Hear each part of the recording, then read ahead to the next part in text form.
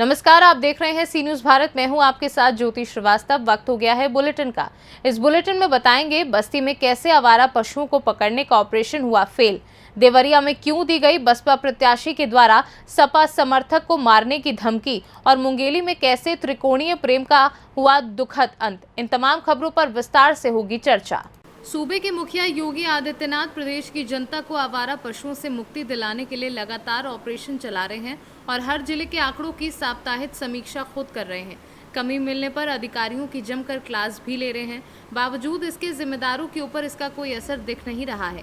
मामला बस्ती जनपद के हरैया तहसील के पैकोलिया थाना क्षेत्र के औरा तोंदा गांव का है, जहां पर घर पर बैठे बुजुर्ग व्यक्ति राम धीरज के ऊपर आवारा पशु ने हमला कर दिया और जब तक ग्रामीण और आसपास के लोग बचाने का प्रयास करते तब तक आवारा पशु ने बुजुर्ग व्यक्ति को मार मार कर घायल कर दिया, जिसके बाद परिजन आनन फानन में घायल बुजुर्ग को उपचार हेतु सीएचसी हरैया लेकर गए, जहां चिकित्सकों ने बुजुर्ग राम धीरज को मृत घोषित कर दिया। आपको बता दें कि आवारा पशुओं की शिकायत IGRS पोर्टल के माध्यम से मृतक के परिजनों ने बीडीओ और स्थानीय थाने पर 6 मई और 20 मई में की थी, लेकिन सभी ने कागजों में छुट्टा पशु पकड़ने की गलत रिपोर्ट लगाकर केवल कागज पर कोरम पूरा कर लिया, जबकि धरातल पर आज भी आवारा पशु झुंड बनाकर घूम रहे हैं और इससे पहले भी गांव के 2-3 व्यक्तियों को आवारा पशु अपना शिकार बना चुके हैं। सांड के मारने से कैसे सांड कहाँ पे आ गया था? सांड घर पे बैठे थे दरवाजे पे और वहीं आकर के मारने लगा। तो इसके पहले भी इसके संबंध में साल भर पहले भी एक लोगों को हमारे चाचा को मारा था, हाथ पैर उनका मतलब फ्रैक्चर हो गया था। हमने कंप्लेन किया था, लेकिन कोई उसमें बाद में कहा गया था कि गांव के सहयोग से पकड़ लिया जाएगा सांड पकड़ा गया, बाद में फिर छोड़ दिया गया। उसके बाद हम 2-3 बार कंप्लेन किए, लेकिन यही होता है, निस्तारण हुई, कागज में निस्तारण होता है। तो कहाँ किसने कंप्लेन किए थे आप? एक बार पहली बार जब कंप्लेन किए थे तो एसओ साहब पैकुलिया को मिला था, रिपोर्ट लगाए थे कि गांव के सहयोग से पकड़ लिया जाएगा। उसके बाद दूसरी बार कंप्लेन किए तो बीडीओ साहब के पास आया, तो पंचायत जो सेक्रेटरी हैं उन्होंने कहा था कि जल्दी से इसको बंदोबस्त करके पकड़ करके और गौशाले में भेजा जाएगा, लेकिन अभी तक कुछ हुआ नहीं। मतलब कागजों में कार्रवाई कर दी गई, लेकिन धरातल पे कुछ नहीं हुआ, कुछ धरातल पे नहीं है। तो आज इनकी मौत हो गई? जी, आज इनकी मौत हो गई सांड के मारने से। कितनी उम्र है इनकी? 65 साल। क्या नाम है? राम धीरज पांडे। कौन सा गाँव है? औरा तोंदा। आप कौन है इनके? हम इनके भतीज हैं। आवारा पशु कई बार देखा जाता है कि हमला भी कर रहे हैं, उनको पकड़ के आप लोग रखते भी हैं, लेकिन अभी एक रैया में मौत हुई है, शिकायत भी की थी। देखिए, हम लोग का लगातार अभियान चल भी रहा है कि गौ संरक्षित कराया गया। लगभग अपने जनपद में 700 गौशालाएँ बनी हुई हैं, चाहे प्राइवेट सेक्टर की भी हैं, कुछ इसमें सरकारी भी हैं, कुछ वृहद गौशालाएँ भी हैं। और हम लोग का पूरा प्रयास है, और सबसे अच्छी बात है कि हमारे यहाँ लगभग हर ब्लॉक में एक कैगल कैचर भी है, तो टीम लगी काम कर रही है। फिर भी कहीं अगर इस तरह से कोई शिकायत आती है, कोई गौवंश कहीं छूटा पाया जाता है, तो हमारी टीम जाती है और उनको पकड़ करके जो भी नज़दीक गौशाला होती है उसमें संरक्षित भी करा रही है। और कहीं इस तरह कोई शिकायत आएगी तो निश्चित तौर पर जो इसके लिए दोषी कर्मचारी या अधिकारी उसके खिलाफ कार्रवाई की जाएगी। अगर एक व्यक्ति की मौत हुई है सर, तो उसको क्या कुछ सरकारी देखते हैं, ये इस तरह का प्रकट संज्ञान में हम जाँच करा लेते हैं क्या मामला था, कैसे उनकी घटना कैसे घटित हुई है, और इसके लिए जो भी दोषी होगा उसके खिलाफ कार्रवाई की जाएगी, या कोई भी इस तरह का सरकारी अनुदान होगा तो भी दिलवाने का प्रयास करेंगे। बस्ती से सी न्यूज संवाददाता शैलेंद्र कुमार की रिपोर्ट। बेमेतरा जिले के हसदा महाधिवेशन कार्यक्रम में विधायक प्रतिनिधि नवागढ़ मोनू तिवारी पहुंचे और दाड़ी क्षेत्र में विकास कार्यों के संबंध में कलेक्टर से चर्चा की। मुलाकात में विधायक निधि से जो भी कार्य होंगे उसकी घोषणा करने पर बात की गई और कुछ मांग एवं समस्याओं से भी अवगत कराया गया। बेमेतरा से सी न्यूज संवाददाता संजू जैन की रिपोर्ट। देवरिया जिले में भाट पार रानी नगर पंचायत में चुनावी रंजिश के चलते बसपा प्रत्याशी बादामी देवी के पति राजेश यादव ने समाजवादी पार्टी के समर्थक व्यापारी अनिल कुमार गुप्ता को उसके दुकान में घुसकर गाली गलौज करते हुए जान से मारने की धमकी देने की सनसनीखेज वारदात सामने आई है। इसके बाद व्यापारियों को काफी भीड़ इकट्ठा हो गई। भाट पार रानी विधानसभा से सपा पूर्व विधायक डॉक्टर आशुतोष उपाध्याय भी पहुंच गए, जिसके बाद जमकर हंगामा हुआ। सूचना पर भाट पार रानी SHO और CO मौके पर पहुंचे और किसी तरह मामले की जांच का आश्वासन देकर सबको शांत कराया। मामले को बढ़ता देख एडिशनल SP ने बताया कि एक राजनीतिक पार्टी के समर्थक को दूसरे प्रत्याशी के पति जो हिस्ट्री शीटर है उसने जान से मारने की धमकी दी है और भाट पार रानी थाने में मुकदमा दर्ज कर कार्यवाही की जा रही है। जनपद देवरिया के थाना भाट पार रानी क्षेत्र अंतर्गत एक राजनीतिक पार्टी के समर्थक को दूसरे पार्टी के उम्मीदवार के पति जो थाना भाटपारानी का स्टेट शीटर भी है के द्वारा जान से मारने की धमकी दिए जाने के संबंध में थाना स्थानीय पर प्राप्त तहरीर के आधार पर अभियोग पंजीकृत करते हुए नियमानुसार कार्रवाई की जा रही है। देवरिया से सी न्यूज़ संवाददाता ज्ञानेंद्र नाथ मिश्रा की रिपोर्ट। थाना नारकी राजाबली से तेज गति से आती कैंटर तार तोड़ते हुए खाई में गिरी, जिससे 3 लोग घायल हो गए हैं, जिनको आनन फानन में ट्रामा सेंटर फिरोजाबाद भेज दिया गया है। फिरोजाबाद से सी न्यूज़ संवाददाता फरमान बबलू की रिपोर्ट। लोरमी के चिल्फी थाना अंतर्गत आने वाले गांव इलजपुर में एक शिक्षिका की लाश मिलने से गांव में सनसनी का माहौल बना हुआ है।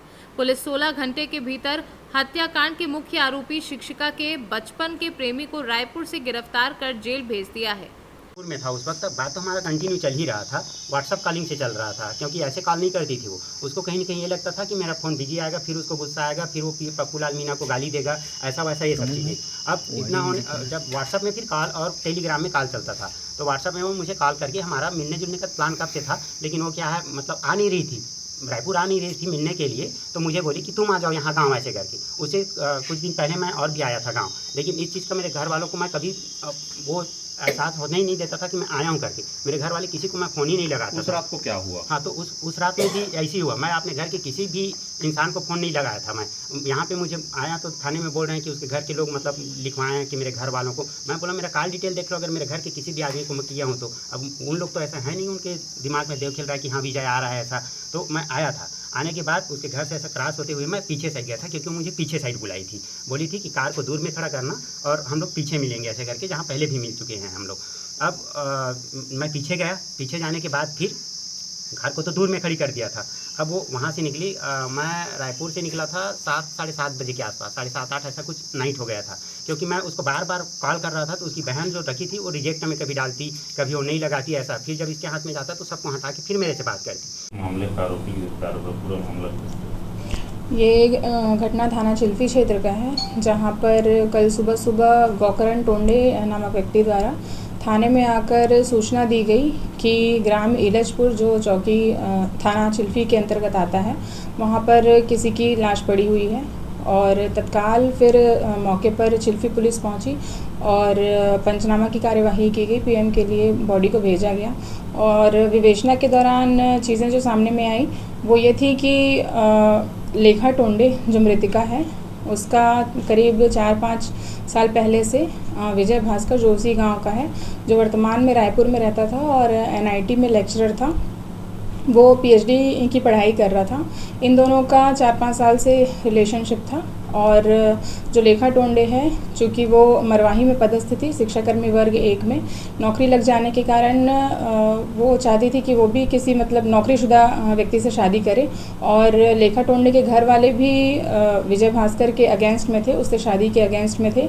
इसलिए लेखा टोंडे किसी और के साथ में इन्वॉल्व होने लगी, जो कि विजय भास्कर को जो आरोपी है उसको पसंद नहीं आया। और उसके बार बार मना करने के बाद भी लेखा टोंडे लगातार उस युवक के साथ में इन्वॉल्व थी। और कल घटना दिनांक को विजय भास्कर जब फ़ोन करके इसको बुलाया लेखा टोंडे को, तो वो बाहर गई और घर से कुछ ही दूरी पर बस्ती के बाहर में उन लोग के बीच पुनः उस लड़के को लेकर के विवाद शुरू हुआ। और विवाद के दौरान विजय भास्कर ने अपने कार से चाकू निकाला और उसके ऊपर वार करने लगा। और इसी दौरान मृतिका की जो बहन थी वो बाहर आई और देखी कि लड़ाई झगड़े की आवाज़ जब सुनी तो उसने भी बीच बचाव किया और इस घटना के दौरान वो भी घायल हुई, जो अभी बिलासपुर में एडमिट है। पूरे प्रकरण में अभी आरोपी को गिरफ्तार कर। मुंगेली से सी न्यूज़ संवाददाता विनोद जायसवाल की रिपोर्ट। बस्ती जनपद के बस स्टेशन परिसर में कैंटीन न होने की वजह से यात्रियों को काफी परेशानियों का सामना करना पड़ रहा है। लोगों को बाहर जाकर पानी सहित अन्य खाद्य सामग्री खरीदनी पड़ रही है, जिससे लोग मिलावटी और लोकल सामान खरीदने को मजबूर हो रहे हैं। मई और जून के महीने में हमेशा से ही भीषण गर्मी पड़ती है और इस बार तो मौसम विभाग ने अलर्ट भी जारी कर दिया है कि इस बार की गर्मी पिछले कई वर्षों के रिकॉर्ड को तोड़ने जा रही है। बावजूद बस्ती रोडवेज प्रशासन की शिथिलता की वजह से इस भीषण गर्मी में यात्रियों को पीने का पानी तक नसीब नहीं हो रहा है। बस्ती जनपद के रोडवेज परिसर में पहले कैंटीन संचालित होती थी, लेकिन सन 2000 और 2001 में रोडवेज प्रशासन ने अचानक से कैंटीन का किराया बढ़ा दिया, जिसका नतीजा ये रहा कि उस समय कैंटीन चला रहे व्यक्ति ने कैंटीन को सरेंडर कर दिया।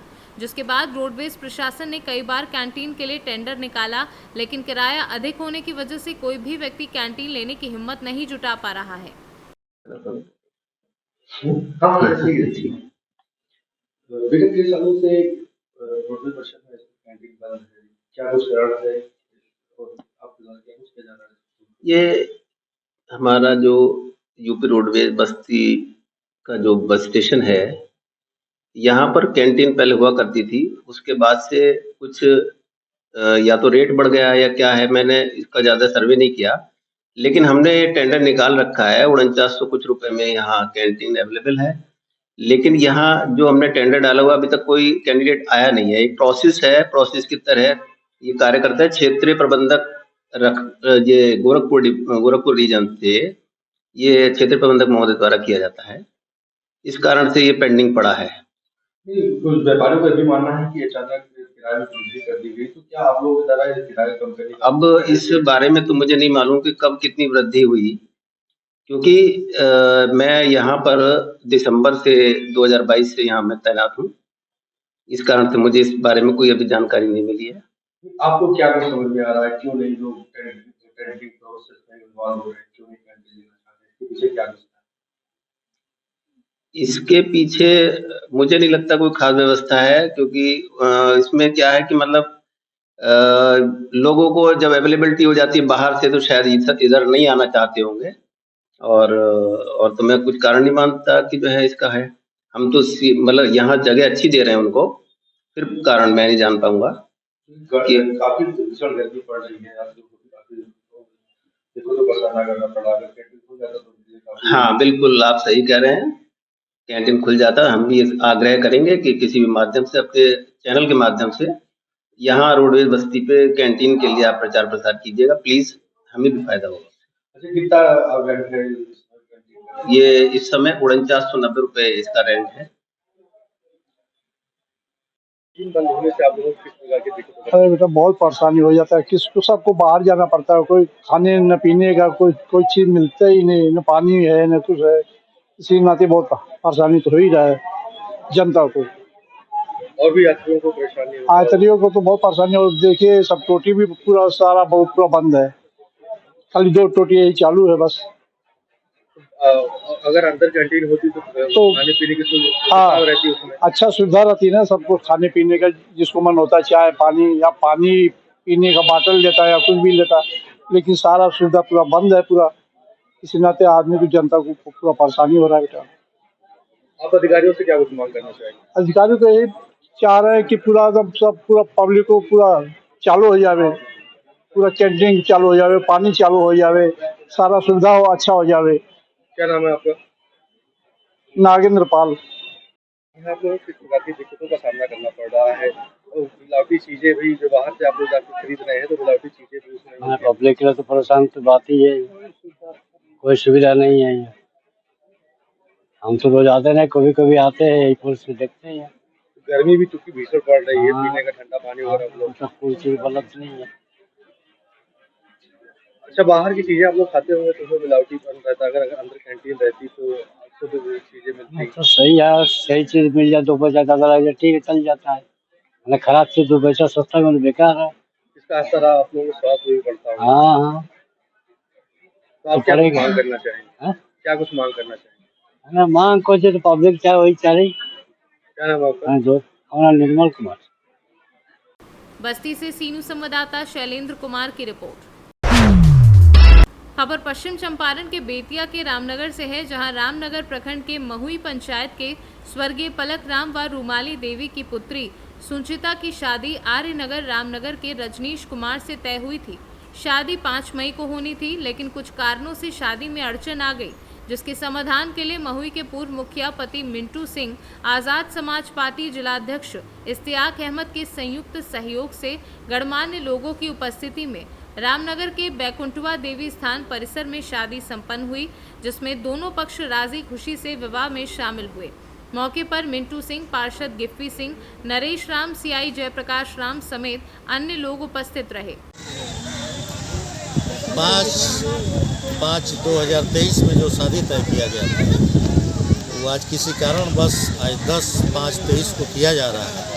सुचिंता कुमारी और जो है रूपाली देवी की बेटी ग्राम नौका टोला मोई की रहने वाली है और उसकी शादी रोशन कुमार रजनीश कुमार पिता रोशन कुमार आर्य नगर रामनगर से हो बैकुठवा माई स्थान पे काफ़ी गणमान्य लोगों के बीच हमारे प्रयास से आज संपन्न और समापन किया गया। ऐसा क्या वजह था जो 5 तारीख को रिश्ता होने वाला था तो आज 10 तारीख को किया गया, क्या कारण? कुछ कारणवश बेटहा पक्ष के कुछ कारणवश वो लोग किसी गलतफहमी में आ गए थे कारणवश और आज सब कुछ समान हो गया और शादी हो रहा है और हम लोग भगवान से ही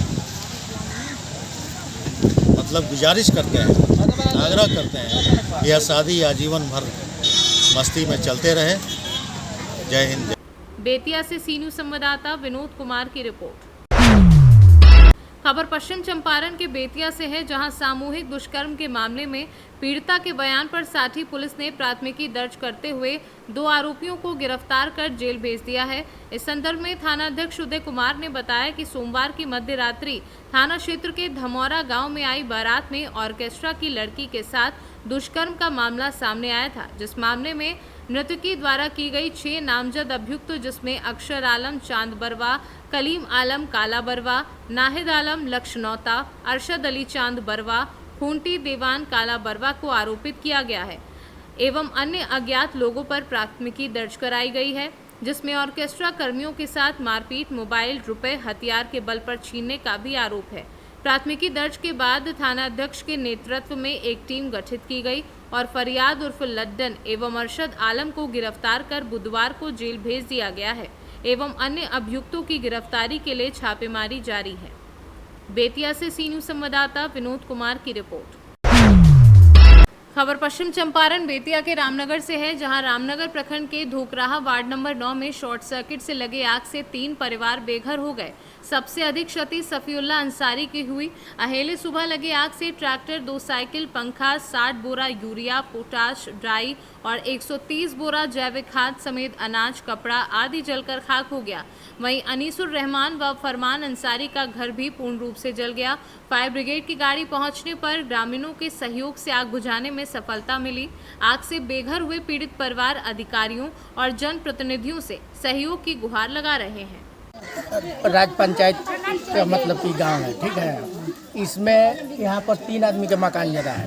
इलेक्ट्रिक है, लाइन के तार गिरने से ये जला हुआ है, जिसमें इनका जो सफला अंसारी है, इनके घर में जैसे कि दाल चावल बने, अनाज कुछ भी नहीं बचा, ट्रैक्टर था वो भी जल गया है और बाकी लोग के थोड़ा थोड़ा मतलब कुछ क्षति हुआ है, बाकी इनका सबसे ज़्यादा क्षति हुआ है। कैसे आग लगा है? लाइन के तार फुट करने पर। किनका घर जला है और क्या क्या जला है? सफुल्ला अंसारी का घर जला है और क्या नाम है? जमदार अंसारी। हाँ, जमदार अंसारी,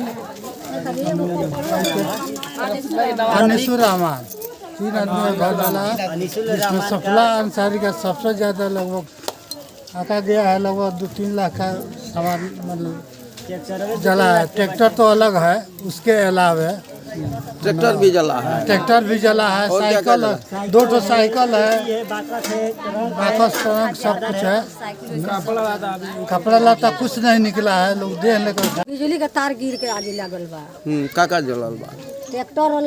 ट्रैक्टर जर गइल बा, 2 साइकिल वाला साइकिल जर गइल बा। जितना अन्न पानी बर्तन भड़िया जितना देह पर लुगा कपड़ा सब कुछ नहीं खिला, गाना भी सब वही में बा।